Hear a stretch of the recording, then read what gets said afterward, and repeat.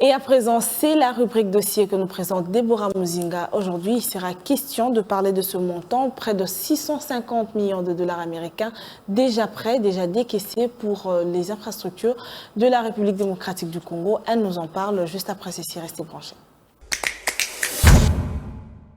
Le dossier du jour, tel qu'annoncé tout au départ, sera présenté par Deborah Muzinga et bien évidemment, elle est déjà avec nous sur ce plateau.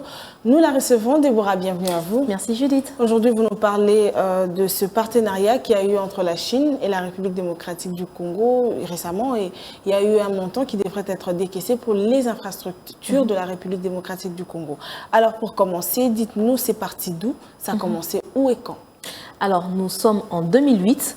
Où la République démocratique du Congo et la Chine se sont décidés de signer un contrat de partenariat. Et selon les clauses de ces contrats, il fallait que la Chine puisse comme ça apporter des infrastructures pour la République démocratique du Congo. On parle là de la construction des routes, des chemins de fer et j'en passe. Et en contrepartie, la Chine devait bénéficier de minerais provenant de la République démocratique du Congo. Okay. Alors, à l'issue de ce contrat, le budget retenu au départ était de 3,2 milliards de dollars américains.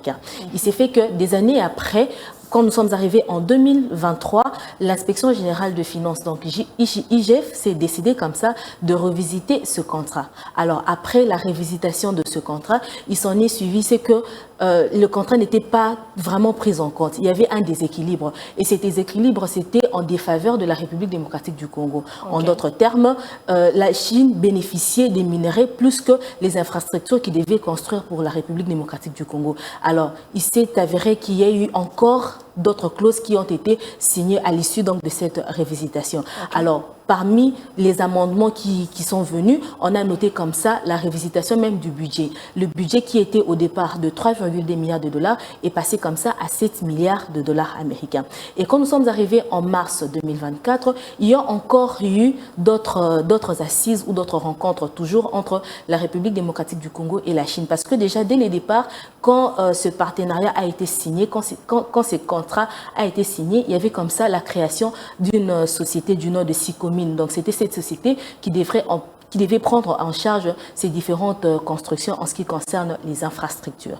Et quand nous sommes arrivés en mars 2024, à l'issue donc de la rencontre encore qu'il y avait eu, les deux parties se sont mis d'accord pour dire que voilà, finalement, il y aurait le premier décaissement d'un montant de 650 millions de dollars qui devait être décaissé pour prendre en compte la construction du tronçon équivalent à 5000 km. Donc c'était sur cette note, à part d'autres amendements qui ont été signés, notamment la mainmise de la République démocratique du Congo en ce qui concerne la gestion de la GECAMINE et autres clauses qu'ils avaient prises en compte. Donc ils s'étaient donc arrêtés sur ce montant-là qui devait être décaissé. Donc, en somme, au fait, c'est un tout petit peu ça. Donc, c'est un partenariat qui a pris la République démocratique du Congo d'une part et la Chine. Alors là, c'était la petite histoire. Question de nous rafraîchir la mémoire. Deborah, merci à vous. On va passer donc à ce montant, 650 millions. Vous avez dit de dollars qui sont déjà prêts, disponibles. Alors, la prochaine question sera plutôt quels seront les axes prioritaires de ce décaissement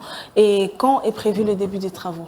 Alors, pour ceux qui sont des axes retenus, nous avons comme ça pour la ville de Kinshasa, les tronçons compris entre Mboudi, Upen, Télécom, Kimwenza, Jili Brasserie et Avenue Djoko. Mais ça ne se limite pas que pour la ville-province de Kinshasa. Nous allons aussi dans d'autres provinces, notamment les tronçons de Kananga Kalamba, Mbujimai Nguba, Bukavu Kamanyola, Kamanyola Uvira, Mbanzangungu et Kamba. Là, c'est pour les différents tronçons qui vont bénéficier au fait de ces infrastructures. Et pour ce qui est de la date du lancement, c'est prévu dans 2 semaines. Donc, d'ici 2 semaines, ça sera le coup d'envoi pour les différents travaux dans les différents tronçons que nous avons cités. Alors, merci à vous, Deborah, pour ce dossier. Alors, nous allons bien évidemment vous revenir pour la suite de ce dossier parce que c'est un dossier en cours. Effectivement. Justement, pour en savoir plus sur l'évolution des travaux, sur la faisabilité. Merci encore de nous avoir proposé ce dossier et je vous dis à bientôt.